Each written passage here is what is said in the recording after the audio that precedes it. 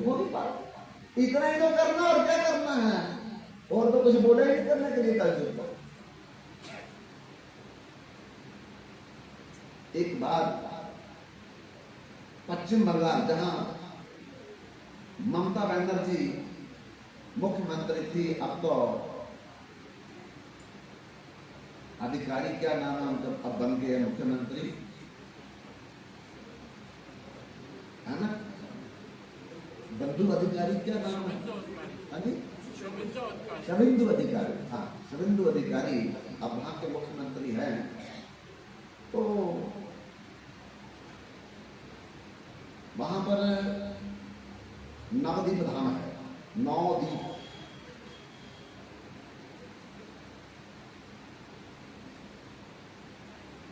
और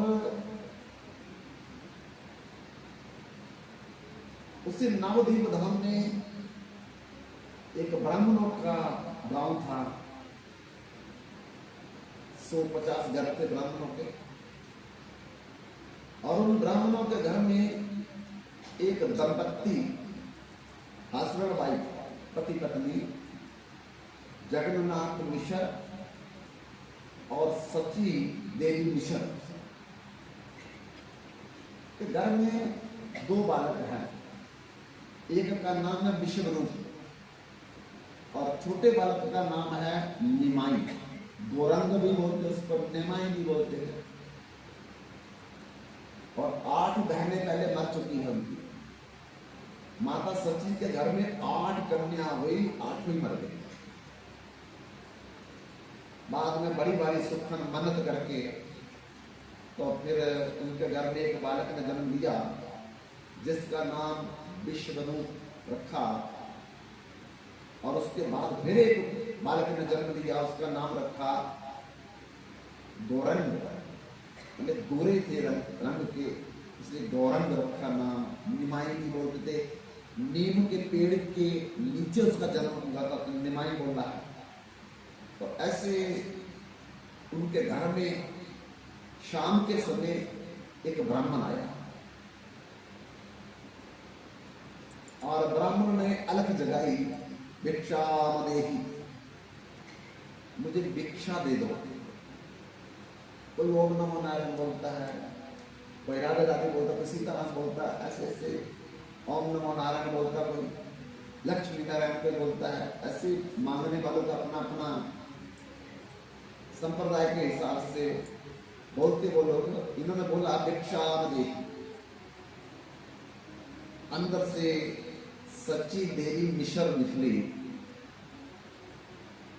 थाली में बने हुए चावल है, रोटी है, पूरी है, आलू है, जो भी उन्होंने घर में बनाया था, तो उनको देने लगे। उस ब्राह्मण ने कहा कि मैं बना हुआ किसी के हाथ का नहीं खाता। अच्छी बात है भाई, किसी का कोई नियम है तो क्यों तोड़ना है? कोई किसी के घर का नहीं खाता बना हुआ, तो उसका नियम क्यों तोड़ना है? उन्होंने बोला कि मैं किसी के घर का बना हुआ नहीं खाता, मैं अपने हाथ से बनाता हूं, तो आप मुझे कच्चा राशन दे दो।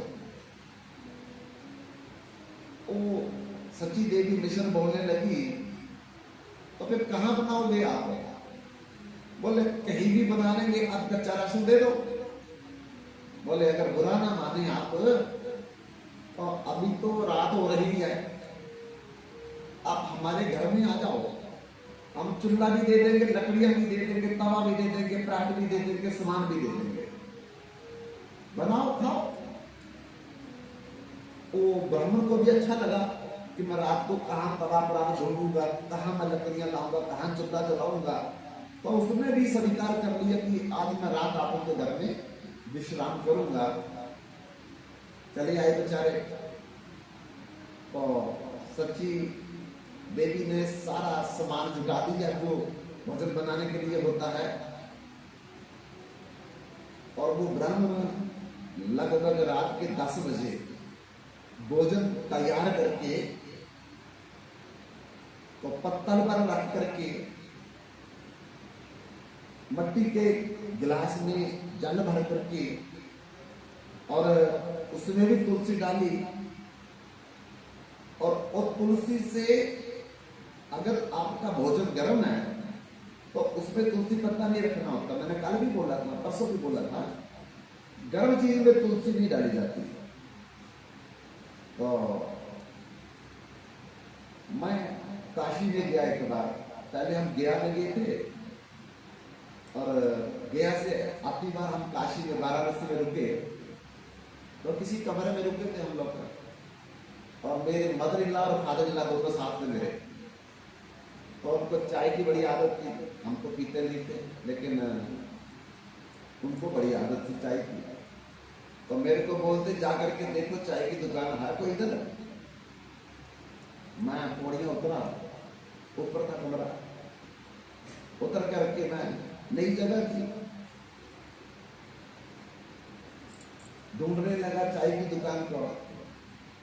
ढूंढते ढूंढते मैं जब जा रहा था तो एक आदमी इतना बड़ा तुलसी का पेड़ था, इतना बड़ा, पता नहीं कितना पुराना होगा वो, उसको जड़ से उखाड़ करके वो इतना भारी था कि उसको घसीट करके ले जा रहा था।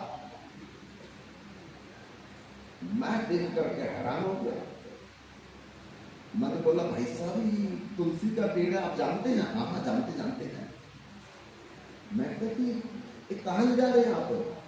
बोले हमारी चाय की दुकान है, सारे पत्ते निकाल करके हम लोग चाय बना करके लोगों को पिलाते हैं। मैं कह रहा हूँ, कहते क्या हो गया?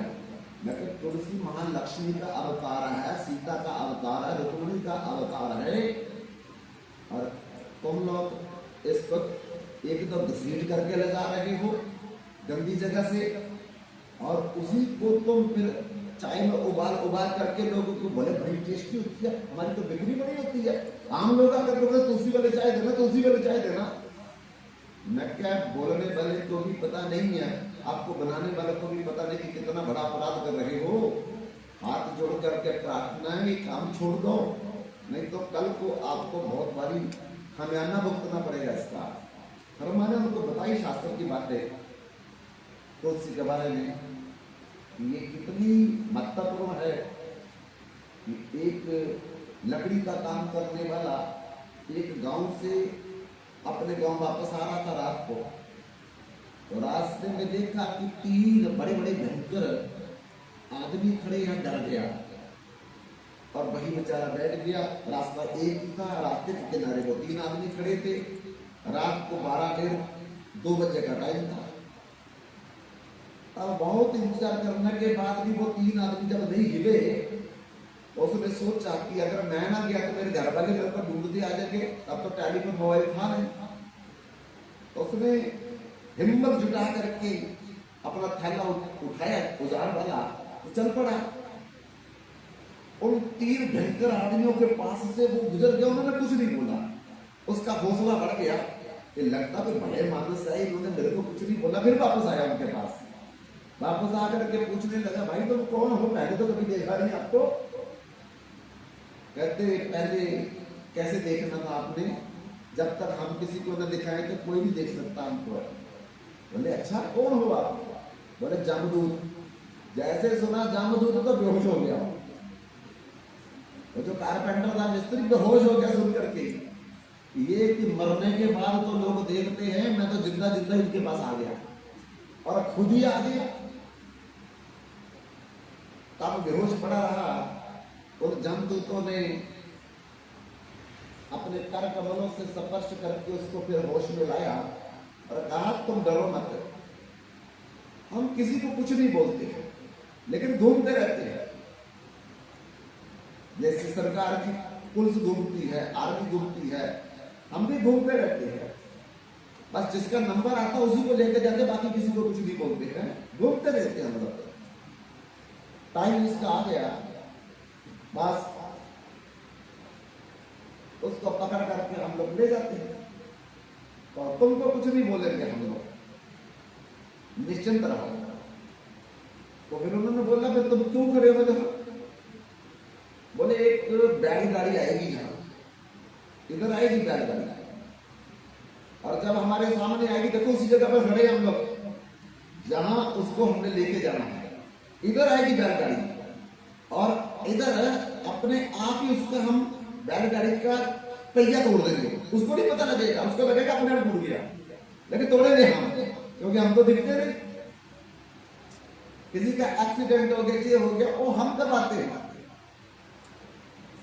एक बार विक्रमादित्य जी कपड़े बदल करके अपने नगर में घूम रहे थे कि कुछ चोरी तो नहीं कर रहा, अपराध पाप तो नहीं कर रहा। तो क्या देखा, आधी रात को एक आदमी लकड़ी की चोरी कर रहा था पेड़ पर चढ़ करके। विक्रमादित्य उसको पकड़ने के लिए ये, उतनी देर में क्या हुआ, एक ऋषि उस पेड़ के ऊपर चढ़ा और आदमी ने देखा तो उसके हाथ से कुल्हाड़ी भी छूट गई, हाथ भी छूट गया, नीचे गिर गया। विक्रमादित्य दौड़ करके देखा तो राम नाम सत्य हो गया। फिर उसको छोड़ करके ऋषि को देखा तो ऋषि उसी समय पेड़ से उतरा और जाने लगा जंगल के रास्ते में। विक्रमादित्य उसके पीछे पीछे चलने लगे और ऋषि आगे, विक्रमादित्य पीछे पीछे देखते देखते ही और ऋषि एक नौजवान कन्या बन गई। ऋषि खत्म, नौजवान कन्या बन गई। विक्रमादित्य हैरान हो गया, अरे अभी तो ऋषि था और ऋषि ये नौजवान कन्या में बदल गई।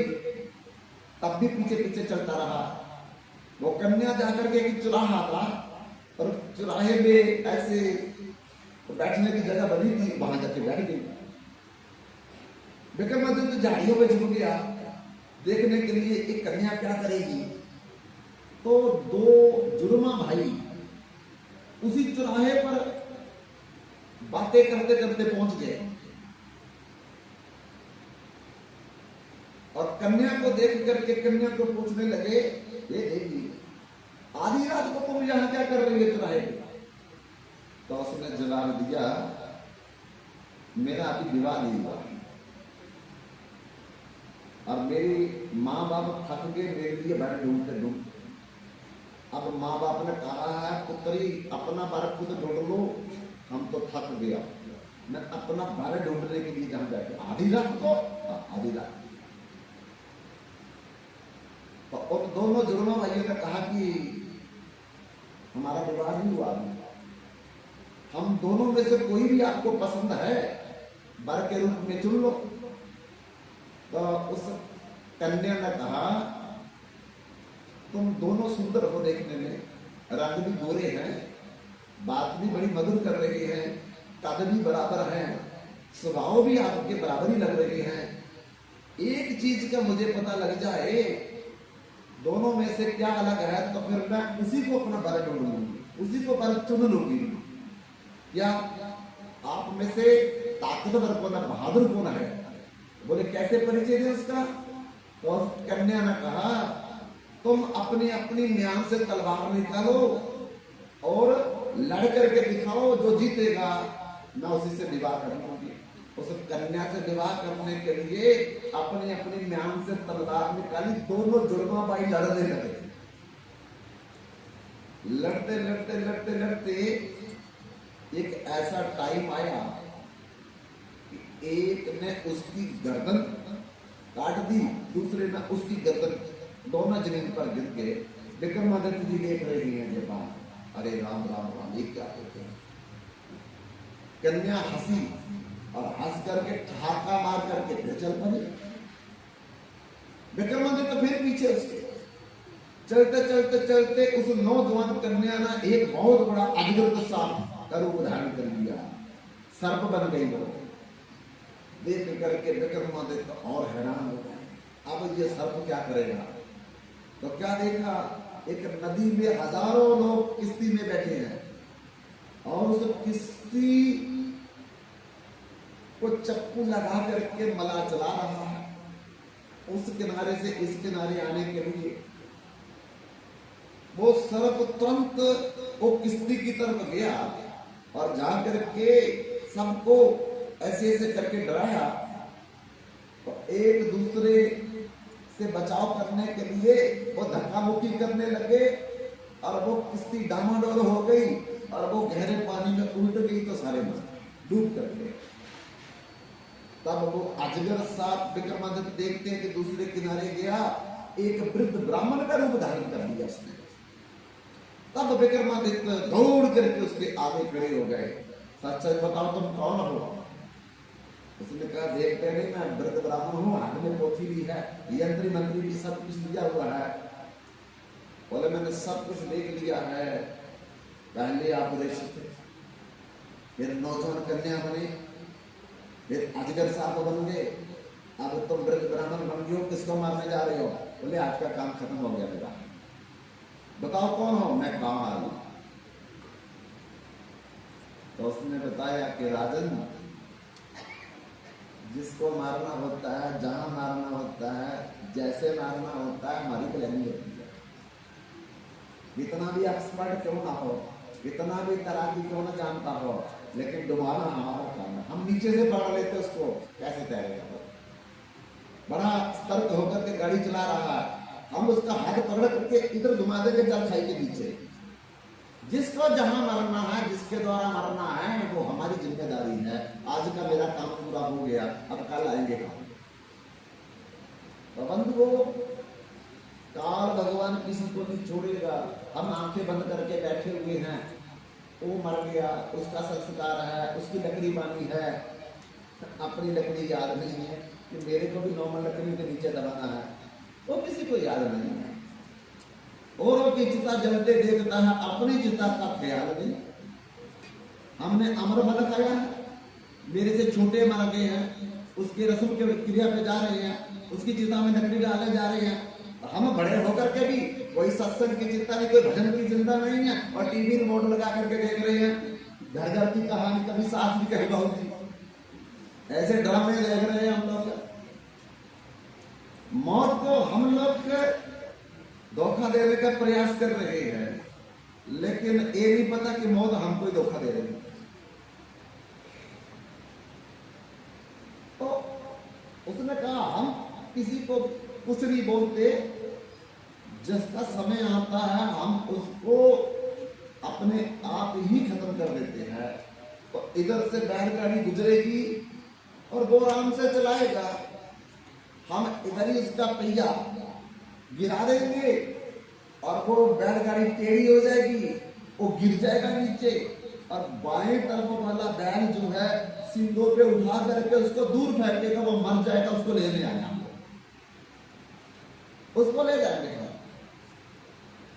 तो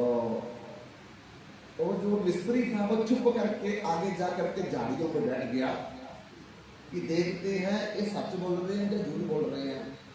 कुछ समय के बाद देखते देखते ही बैलगाड़ी आ गई और वहां आकर के उसका पहिया टूट गया, चलाने वाला नीचे गिर गया, बाईं तरफ के बैल ने सींगों पर उठाया और उसको दूर फेंक दिया।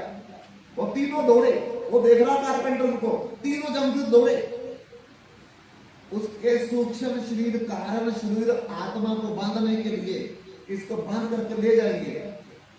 लेकिन जैसे उसके शरीर को वो स्पर्श करते हैं, उनको करंट लगता, तीनों को गिरते जाकर के दूर, फिर पकड़ते, फिर करंट लगता, फिर पकड़ते, फिर करंट लगता, बार बार प्रयत्न करते हैं उस बैलगाड़ी वाले के शरीर को पकड़ने के लिए, जबकि वो मर चुका है, लेकिन उनको करंट लगता है, पकड़ नहीं पाते।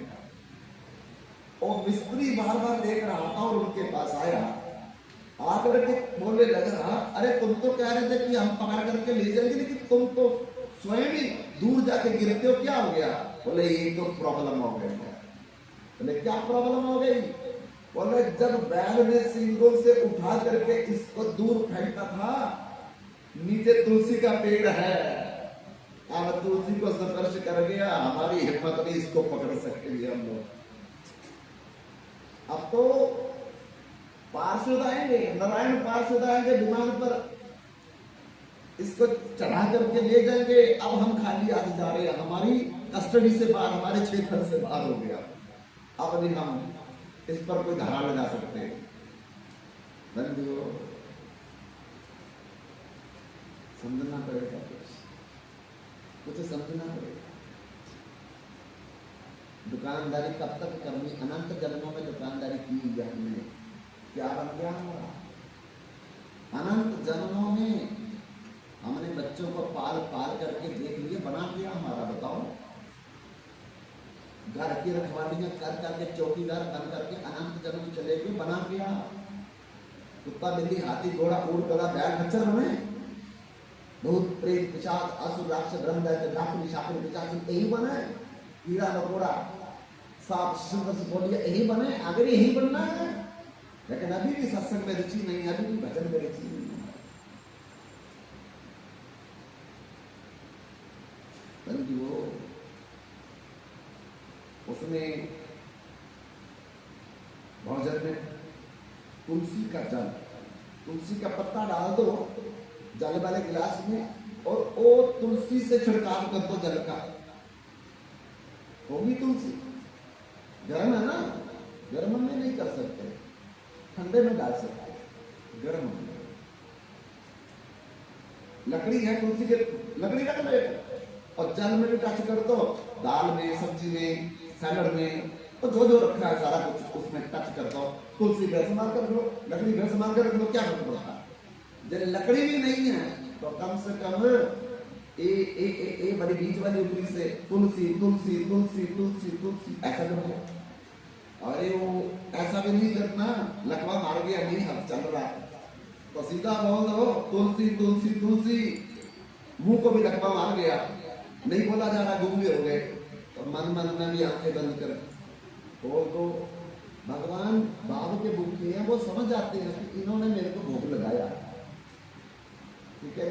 तो उसने भोग लगाया और भोग लगा करके क्या बोला, पत्रम पुष्पम फलम तोयम जो में भक्ता प्रयच्छति तदहम भक्त्या उपहृत अश्नामि प्रियतात्मना। मेरा मुझ में कुछ नहीं, जो कुछ है सो तो तेरा तुझको सौंप रहा, क्या लागत है वो। आंखें बंद करके ऐसे जब आंखें खोली ना तो क्या देखता है वो ब्राह्मण, उनका छोटा लड़का जो है गौरंग निमाई और दोनों हाथ से खा रहा था। जब दोनों हाथ से उस बालक को खाते देखा तो ब्राह्मण चिल्लाया, अरे राम राम राम राम, इस बच्चे ने मेरा भोग नाश कर दिया, सब खराब कर दिया, झूठा कर दिया। उनकी माता भी पिता भी और बड़ा भाई भी दौड़ करके आए, ओहो पंडित जी ये बड़ा शैतान था, हम भूल गए आपको बताना कि जरा समझ के रहना इस लड़के से, भगवश हमको भी बड़ा परेशान करता है। तो ब्राह्मण ने कहा कोई बात नहीं है, कि बालक है, बालक तो भगवान का ही रूप होते हैं, कोई बात नहीं, इसको मारना नहीं। आज हम उपवास करेंगे, व्रत करेंगे, कुछ नहीं खाएंगे। लेकिन घर वाले बोलने लगे आप नहीं खाएंगे, हम खा करके कैसे सोएंगे, हमको तो नींद नहीं आएगी। अतिथि देवो भव, अतिथि को खिला करके ही सोना चाहिए। तो कृपा आप द्वारा बना लीजिए। अच्छा जी, रात के 12 बज गए, रात के 12 बजे बनाया बेचारे ने, बना करके फिर पत्तल में सजा करके और कसोरा जल का रख करके भोग लगाया, फिर आंखें बंद करके पत्रम पुष्पम फलम तोयम जो में भक्ता प्रियस्ति तदहम भक्त